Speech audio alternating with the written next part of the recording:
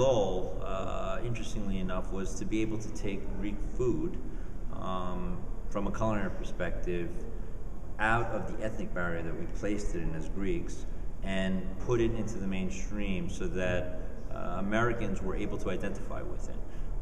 One of the goals initially was for me to get enough critical attention to be able to allow the people that talked and wrote and judged food here in the United States, specifically in New York City, to start to perceive Greek food as a cuisine that should be up in the level of haute cuisine that the French, the Spaniards, and the Italians were in.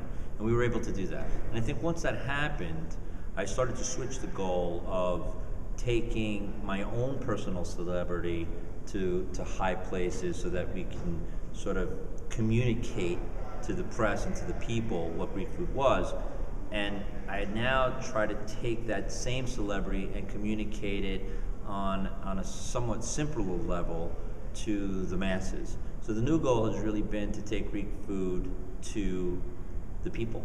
So initially it was taking the Greek food to the critical world and to the whole world, to the really foodie generated world. Now I'm trying to remove that perception and make it a little simpler so that we can show the people of the United States that Greek food, like Italian food was 30 years ago, should be one of the choices that you make on a weekly basis. You should say, I would like to eat Italian food this evening, I'd like to eat Chinese food this evening, I'd like to eat Greek food this evening.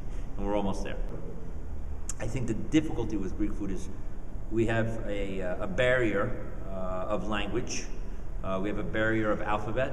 We're not using the Latin alphabet. We're not, it's much easier for Italians and Spaniards with American than it is for Greeks because it's a more complex, I think, evolution for them to understand.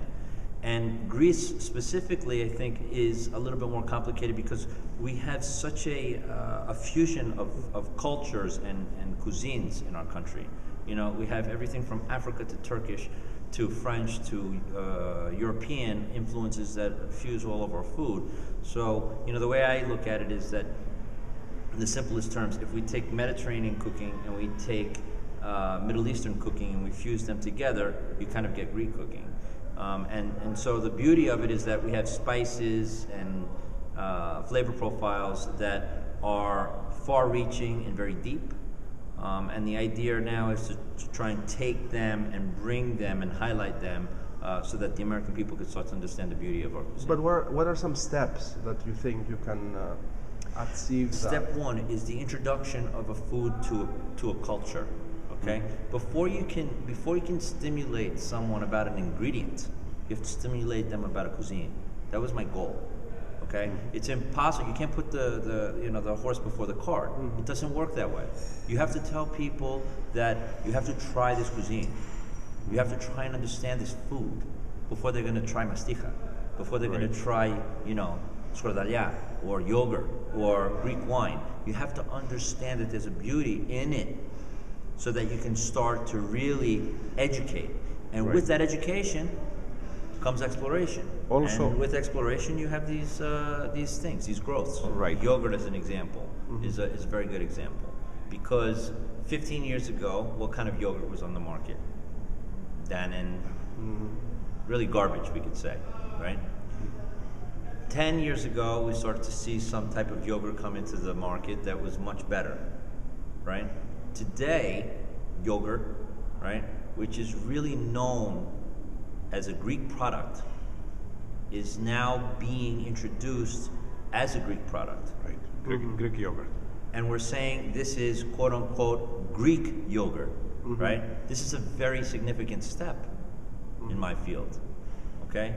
Now, as an example, when Gordon Ramsay opened up in New York City at the London, the chef there called me at Anthos and said, can you help me with taramat? This is a very big step because here you are, a highly decorated, well-known, very established French chef, critically acclaimed, now starting to think about Greek food in the same way he thought about French food. So we're breaking barriers. For me, It's always been most important to really sort of represent Greek food through the people and through the culture that it's representing. Food to me is really gives you a picture of the identity of a culture. And for Greeks especially, the way that we eat is important. Not only the things that we eat, but how we use food as a vehicle to gather is very, very important. What's one of your favorite foods? I mean, To eat, that you enjoy eating, right. Greek food. I mean, the thing about, the thing for me is that I enjoy eating foods that my mother cooked. Okay. Because obviously they're foods that remind me of home. Mm-hmm. My mother cooked very traditional food. I also enjoy taking those things and creating something else, because for me, there is no greater tribute that you can pay to something than taking the traditions of what it is and trying to capture the essence or the soul of those things, to pay homage to it. As a Greek American, I could evolve a cuisine much easier than a Greek who was in Greece, because a Greek who was in Greece had hurdles to overcome that started with himself.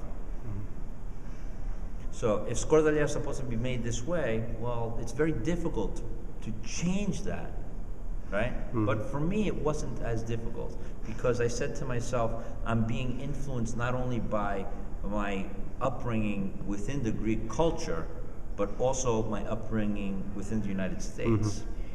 So the fusion of these things sort of developed a cuisine that was what I defined as first generation American.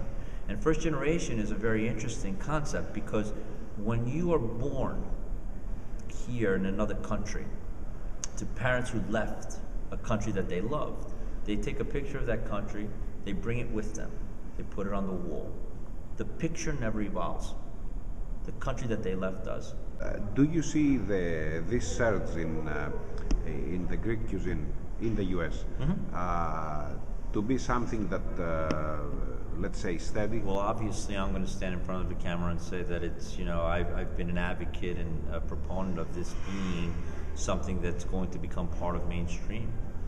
Mainstream means that it stays. Not only stays, but proliferates. And the idea here is that, in 10, 15, 20 years, that people are going to know what moussaka is in Ohio, or in Wyoming, or in New York, or in Colorado, or wherever you go. I mean, I think that it should, and the only way that it won't is if we again become our worst enemies. Right, and but stop it. Let's say the chefs or the people who own the restaurant, do you think, again, you are, of course, you are one of them, that's why I'm asking, do you think the capacity to reinvent yourself so that you are always... I don't think it's necessary to reinvent yourself. I think that if you look at Italian food, the reason why Italian food has been successful is because, they were able to show people the beauty of Italian food. The same thing with the French. What you have to realize is that this is not rocket science. Italian food 50 years ago in the United States was foreign. Why is it not today? Greek food is the same thing. There's no reason why it shouldn't become American food. Italian food is American food. Right. The evolution of food is the responsibility of the educator. We, as chefs, restaurant owners, are the educators. If you're asking me, do I believe that it should proliferate to the point where it becomes mainstream? My answer is unequivocally yes, it should. If it doesn't, we've done something wrong. It's not the food's fault. The food is simple. The food tastes good. The food is healthy. The food is natural. The food is recognizable. That's one of the things. If you say tsutsukakya, nobody knows what that is in the United States. But if you say meatballs, they do. So what's the difference there? Where's the difficulty?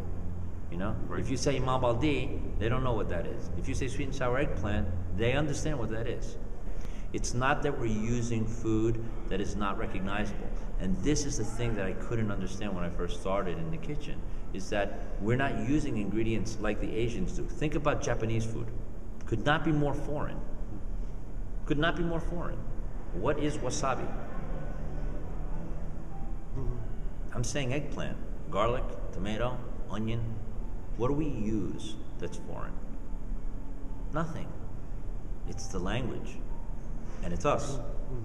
We create our own barriers. We are a very personal tribe. We are fearful of change. Think about how long it's taking Greece to change. Think about it. And think about the unfortunate reality that the time and the unwillingness to change is the root and the cause of most of the suffering. Isn't that the reality?